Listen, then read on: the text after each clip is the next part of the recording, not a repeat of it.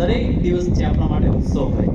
દ્વારકામાં આવનારા દરેક માટે એક ઉત્સવ છે. આ ઉત્સવમાં હું તમે સહભાગી બન્યા છે કે સપને આવી પોક કરે મન અડધી રાતે નોક કરે માંડ હજી જ્યાં બેઠા થઈએ આવીને શોક કરે. આ સાંભળ્યો તો સગડી યાદો વાહનડીમાં લોક કરે અને રામ રહીમ ને ઈસુ નાનક એક જ રસ્તે વોક કરે.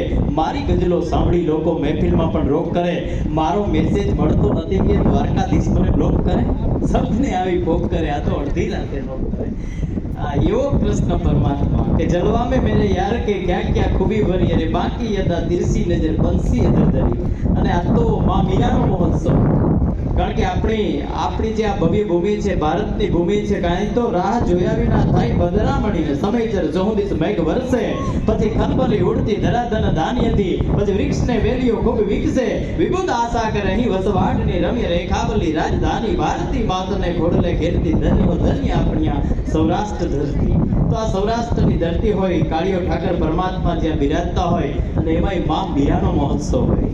આ મા મીરાનો મહોત્સવ હોય કે તારો મેવાડ મીરા છોડ છે એ રાણા તારો મેવાડ મીરા છોડ છે. આ કાળો કામળો મીરા ઓડ છે એ રાણા તારો મેવાડ મીરા છોડ છે. કૃષ્ણ માટે થઈ હરિ માટે થઈ અને જેણે એવું કહેવાય છે આ આપણા સંત પરંપરા છે. અને હવે તો મજા તો સાહેબ એવડી આવે છે ભણિયા સાહેબ કે હવે તો જ્યાં જોઈએ ઉત્સવો અને સંતોને ઉત્સવો બહુ ગમે. સાધુ પુરુષોને ઉત્સવ બહુ ગમે. સાધુતાની વ્યાખ્યા એટલે ઘણા કહેતા હોય આ તો મા મીરાનો મહોત્સવ છે એટલા માટે કહેવું પડે કે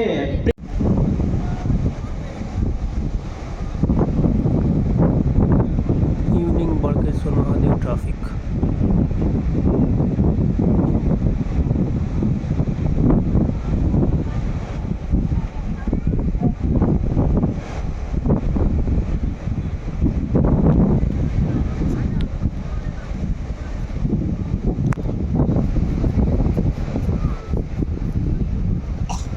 समुद्र का पानी यहाँ तक आता है. ये जो पत्थर दिख रहे ना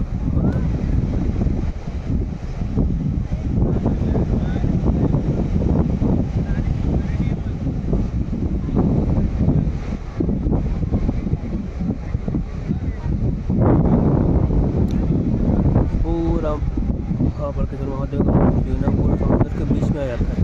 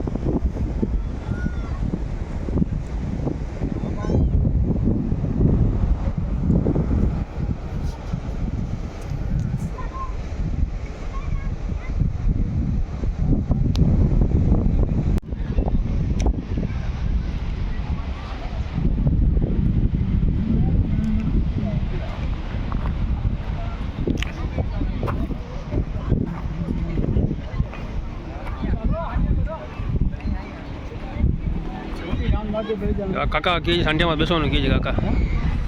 તમે હાંડિયા બેસવાનું કહો છો બેઠો જો કાકા કે હાંડિયા બેસો એમ. શું ભાડું સાંડિયાનું શું ભાડું છે? 50 રૂપિયા એકના બેના 100 રૂપિયા બે. સાંડિયાનો ભાવ ભાઈ 50 રૂપિયા છે ભાઈ. સાંડિયા 50,000 50.